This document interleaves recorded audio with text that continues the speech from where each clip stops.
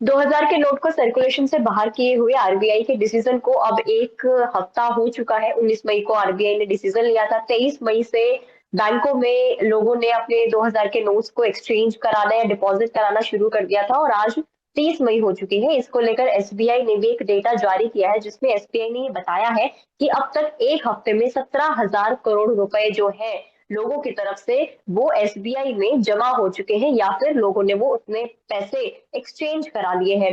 तो एक हफ्ता हो चुका है, इसका क्या कुछ इम्पैक्ट आगे इकोनॉमी पर पड़ सकता है, इस डिसीजन के क्या पॉजिटिव और नेगेटिव एस्पेक्ट है, वो सब जानने की हम लोग कोशिश करेंगे। और हमारे साथ आकाश जिंदल मार्केट एक्सपर्ट जुड़ गए, उन्हीं से हम सारे सवालों को पूछेंगे। सर, आज एक वीक पूरा हो गया है 2000 के नोट सर्कुलेशन से जो आरबीआई ने वापस ले लिए थे। इसका क्या इम्पैक्ट होगा इस डिसीजन का, आप इसको कैसे देखते हैं? मेरे हिसाब से बहुत ही बढ़िया, बहुत ही फायदेमंद डिसीजन है। क्या है कि 2000 के नोट सर्कुलेशन से पुल आउट किए गए हैं, विदड्रॉ किए गए हैं। अब इसके पीछे जो रीजन दिया गया है वो है कि क्लीन नोट पॉलिसी को प्रमोट करना है, बट साथ ही साथ जो एडिशनल एडवांटेज है, ब्लैक मनी जिन लोगों के पास है उन पे ये करारी चोट रहेगी, करप्शन का पैसा जिनके पास है उन पे ये करारी चोट रहेगी। और ब्लैक मनी और करप्ट के ऊपर, ब्लैक मनी जो रखते हैं और जो करप्ट हैं उनके ऊपर करारी चोट पड़नी चाहिए। इकोनॉमी के लिए बहुत ज़रूरी है। बस आज की तारीख में ब्लैक मनी और करप्शन दोनों इकोनॉमी के लिए कैंसर की तरह है। देखिए, अब जो प्रोविजन रखी गई है कि आप बैंक में जाके अपना 2000 के नोट डिपॉजिट कर सकते हैं। अब जो शरीफ आदमी है, ईमानदार आदमी है, the one who has money which he has earned from genuine sources, the one who has got white money, वो आराम से with lot of comfort and easy go to the bank और जाके अपना पैसा जमा कराएगा, जिसे हम कह सकते हैं देसी भाषा में छाती चौड़ी करके जाएगा और बैंक में जमा कराएगा। बट जिसके पास करप्शन का पैसा है, जिसके पास काला धन है, वो तो बैंक में नहीं जा सकता। क्यों? क्योंकि बैंक में पैन कार्ड है, बैंक में आधार कार्ड है, बैंक आपसे सोर्स ऑफ फंड्स मांगता है। और अगर आप ब्लैक मनी बैंक में जमा कराएंगे तो वो आपकी जो है इनकम टैक्स की जो रिटर्न में इंफॉर्मेशन जाती है वहाँ चला जाएगा। तो इससे क्या है, शरीफ और ईमानदार आदमी को घबराने की कोई ज़रूरत नहीं है। बट जो करप्शन करते आए हैं, जो ब्लैक मनी इकट्ठा करते आए हैं, उनके ऊपर ये एक करारी चोट है। और दूसरी बात, मैं अक्सर लगातार अपने नेशनल चैनल पे शो पे कह रहा हूँ, this shouldn't be confused with 2016 demonetization. That was a totally different process. At that time, what happened was the currency was not being used after a particular date. It was not a legal tender beyond a date. Now the 2000 notes are still very much a legal tender. Plus there was a cap. पे कुछ ऐसा confusion है। Even हम देखते हैं कि जो shopkeepers हैं उनको भी 2000 रुपीज का नोट हम जब देते हैं कुछ सामान के बदले, वो अभी भी एक्सेप्ट नहीं करते हैं। तो लोगों में अभी भी इस बात का कंफ्यूजन है कि 2000 का नोट अगर वो ले लेंगे तो उसके बाद उनके साथ दिक्कत हो जाएगी, वो चलेगा नहीं। इस पर सर अगर आप लोगों का ठीक तरीके से अगर कंफ्यूजन दूर कर दे तो। बिल्कुल, आपने बड़ा अच्छा प्रश्न पूछा। 2000 का नोट मैं क्लैरिफाई कर दूं, अभी भी लीगल टेंडर है। अगर हमारे दुकानदार भाई लेते हैं तो उन्हें किसी तरह की दिक्कत नहीं आएगी। वो पैसा वो बैंक अकाउंट में जमा कर सकते हैं, या वो अपने मैन्युफैक्चरर जहां से वो माल लेते हैं या अपने होलसेलर को दे सकते हैं, वो भी आगे एक्सेप्ट करेंगे। और लीगल टेंडर है, और दुकानदारों के लिए भी ज़रूरी है कि 2000 का नोट एक्सेप्ट करें, क्योंकि जो भी लीगल टेंडर है उसको लेके आप खरीदारी करने जा सकते हैं। तो जाहिर सी बात है, इसमें कोई दिक्कत नहीं है, दुकानदारों को लेना चाहिए। और उनको भी ये नहीं है कि वो लेके फंस जाएंगे, वो लेके वो पैसा बैंक में भी जमा कर सकते हैं। आगे जहाँ से वो माल लेते हैं, चाहे उनका मैन्युफैक्चरर हो चाहे सप्लायर हो, उसको वो दे सकते हैं। तो इसलिए इसके अंदर कोई हेजिटेशन किसी तरह की नहीं होनी चाहिए। बिल्कुल सर, हमने पॉजिटिव एस्पेक्ट की बात की, क्या कुछ आप इसका नेगेटिव एस्पेक्ट भी देख रहे हैं इस डिसीजन के पीछे? देखिए, नेगेटिविटी मुझे ज़्यादा इसमें दिखाई नहीं दे रही। हाँ, ये है कि 2016 की यादें आ जाती हैं हमारे सामने। जैसे ये शुरू हुआ तो 2016 की वो यादें, 2016 मुझे याद है, मैं back to back TV shows कर रहा था तमाम चैनल्स पे। डिमोनेटाइजेशन में क्या है, वो कहीं ना कहीं वो घोस्ट उस समय का याद आने लग जाता है, जब 4-4-6 घंटे की क्यूज हुआ करती थी। लोग बेचारे लाइनों में खड़े होकर परेशान थे कि इतनी अमाउंट तक हम नोट एक्सचेंज कर सकते हैं। इस बार इस तरह की कोई रिस्ट्रिक्शन नहीं है। और मैंने पहले ही प्रिडिक्ट कर दिया था जिस दिन रेगुलेशन आया था फ्राइडे को ही, कि इस तरह की कोई क्यू कहीं दिखाई नहीं देगी और हमें कहीं का कोई क्यू दिखाई भी नहीं दे रही है। लोग बड़े आराम से जा रहे हैं, एक्सचेंज कर रहे हैं। 20,000 तक के नोट जो है बड़े आराम से एक्सचेंज हो रहे हैं और उसमें भी ऑटोमेशन आ गई है। बहुत जगह एटीएम लगा दिए गए हैं, एटीएम से जो है आप नोट एक्सचेंज कर रहे हैं।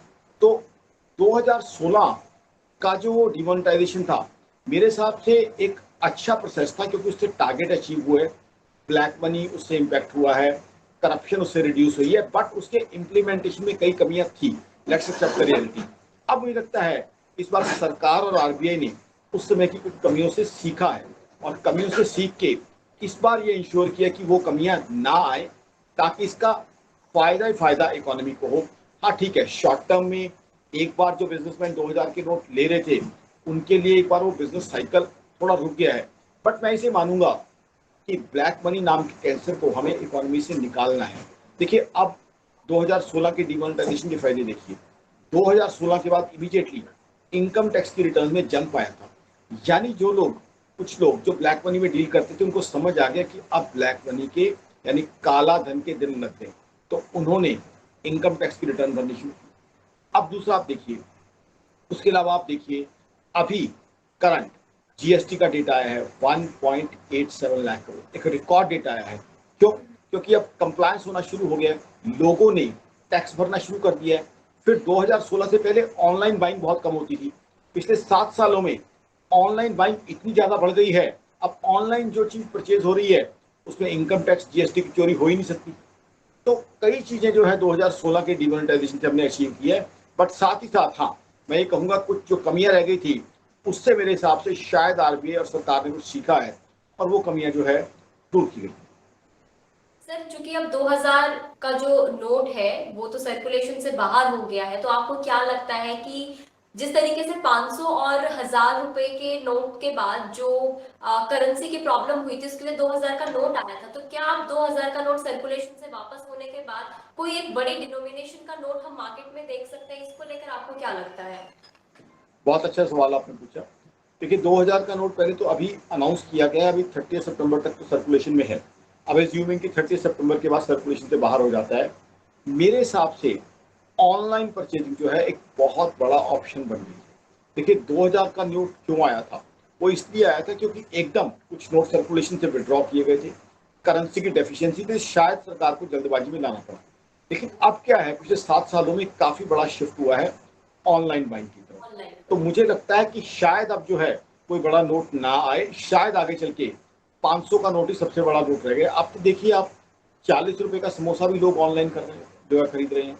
मैं खुद जो है, गाड़ी मेरी पंक्चर हो गई, मैं ड्राइवर नहीं था, मैं खुद गाड़ी ड्राइव कर रहा था, पंक्चर वाला भैया मुझे बता रहे हैं, सर आप जो है ऑनलाइन जो है ट्रांसफर कर दीजिए, यूपीआई कर दीजिए, मेरे पास छुट्टे वुट्टे नहीं है। तो और जो सोसाइटी के अंदर एक मेजर शिफ्ट आया है, तो मुझे नहीं लगता बहुत ज़्यादा करेंसी की रिक्वायरमेंट। देखिए, आज हिंदुस्तान का मुकाबला, आज हम 5th लार्जेस्ट इकोनॉमी बन चुके हैं। आज हमारा मुकाबला छोटी मोटी इकोनॉमी से नहीं है, हमारा मुकाबला किससे है? अमेरिका से, चाइना से, जापान से, जर्मनी से। We are competing with the Americas and China of the world.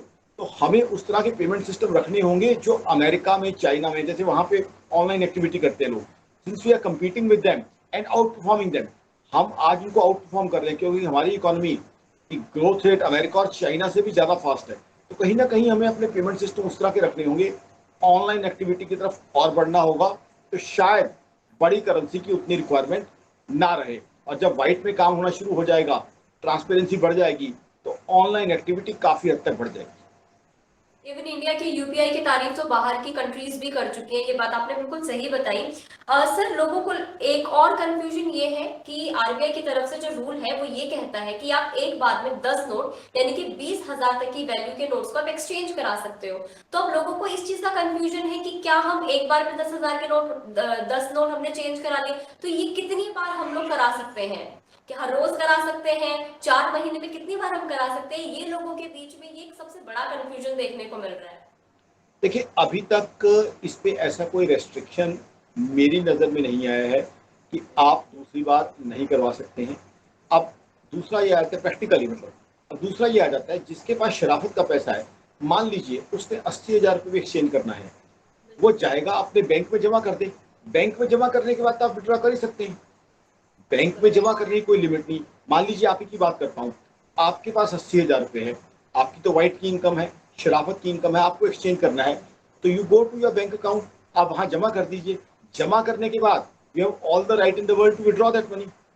आप वो पैसा जब विड्रॉ करेंगी तो 2000 की शेप में तो मिलेगा नहीं, वो 500 या 100 की शेप में मिलेगा। वो भी एक तरीका है जिससे आप एक्सचेंज कर सकती हैं।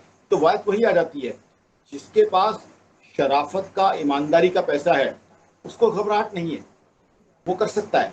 दिक्कत उन लोगों को, और उन लोगों को आनी भी चाहिए थी, जो ब्लैक मनी का काला धंधा करते हैं, जो रिश्वतखोरी करते हैं। हमने देखा है पिछले साल कई नेशनल चैनल जिन पर मेरे शो होते हैं, कुछ करप्ट लोगों के ऊपर जो है छापे पड़े, तो कैसे 2-2 हज़ार के नोट की जो है गड्डियों के पहाड़ दिखाई दिए।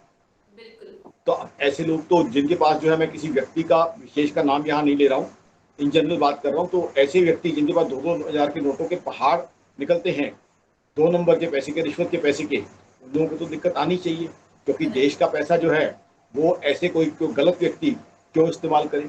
करप्शन और ब्लैक मनी तो दोनों इकोनॉमी के लिए कैंसर है। सर, इकोनॉमी के लिए आप इसको, इकोनॉमी के लिहाज से आप इस डिसीजन को कैसे देख रहे हैं? आपका क्या ओपिनियन है इस पे? इकोनॉमी को कितना बूस्ट मिल जाएगा? इकोनॉमी को बहुत अच्छा बूस्ट मिलेगा, बिकॉज होगा क्या, ब्लैक मनी कम हो जाएगा, टैक्स कलेक्शन बढ़ जाएगी। अब टैक्स कलेक्शन बढ़ जाएगी तो उससे क्या होगा कि हम इंफ्रास्ट्रक्चर के बहुत से काम कर पाएंगे, रेलवेज, रोडवेज, फ्लाईओवर्स, वाटरवेज सब बना पाएंगे। उससे क्या होगा, जीडीपी ग्रोथ होगी, पर कैपिटा इनकम होगी। आज क्या है, हिंदुस्तान ग्रो कर रहा है, बट ग्लोबल स्लोडाउन की वजह से यहाँ भी अनएम्प्लॉयमेंट ज़्यादा है, 8.11% अनएम्प्लॉयमेंट है। तो जो हमारे अनएम्प्लॉयड यूथ है उनको हम जॉब्स दे जाएंगे, इकोनॉमी को ग्रो करा पाएंगे। देखिए आज हम ऑलरेडी 5th लार्जेस्ट इकोनॉमी है, और ये मैं आकाश चंदर या आकाश चंदर डॉट इन नहीं, ग्लोबल एजेंसीज कह रही हैं कि by 2027 we are expected to be the third largest economy. Further by 2035 we are expected to be a 10 trillion US dollar economy. तो उसके लिए हमें टैक्स कलेक्शन चाहिए, पैसा चाहिए, क्योंकि जब राष्ट्र निर्माण करना है तो राष्ट्र निर्माण किससे होगा, राष्ट्र निर्माण अच्छे इरादे, बहुत अच्छी बात है, अच्छे इरादे होने चाहिए, बढ़िया इरादे होने चाहिए, अच्छी सरकार होनी चाहिए जो आज हमारे पास है। आज हमारे पास मोदी साहब जैसा एक बहुत टैलेंटेड और बहुत बढ़िया प्रधानमंत्री है जो देश की तरक्की चाहता है, बट साथ ही साथ उसके लिए पैसा होना चाहिए।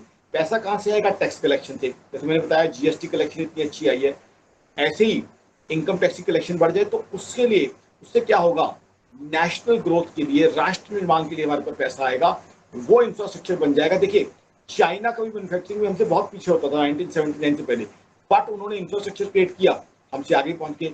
आज हम में से जो लोग यूएस जाते हैं, आके बताते हैं किस किस तरह का इंफ्रास्ट्रक्चर वहां बना हुआ है, क्यों कर हम उसे नहीं बना सकते। जब हमारे पास पैसा होगा, टैक्स कलेक्शन अच्छी आएगी, तो जाहिर सी बात है हम यूएस और चाइना जैसा इंफ्रास्ट्रक्चर भी बना पाएंगे और उनको आउट परफॉर्म भी कर पाएंगे। हमारे पास टैलेंट की तो कोई कमी है नहीं है। आज देखिए कितने हमारे यहाँ से स्टार्टअप जो हैं, दुनिया हमारे स्टार्टअप को सलाम कर रही है, कितने यूनिकॉर्न्स हमारे यहाँ से बन रहे हैं। India is being considered the land of startups. तो कहीं ना कहीं इस तरह के जो डिसीजन हैं, टैक्स कलेक्शन बढ़ाएंगे, टैक्स कलेक्शन बढ़ाएंगे तो देश की तरक्की होगी, देश की तरक्की होगी तो मेरी आपकी, देश के हर आम आदमी की तरक्की होगी। Thank you so much, sir, for this information. It was You're nice talking to you. Thank you, sir.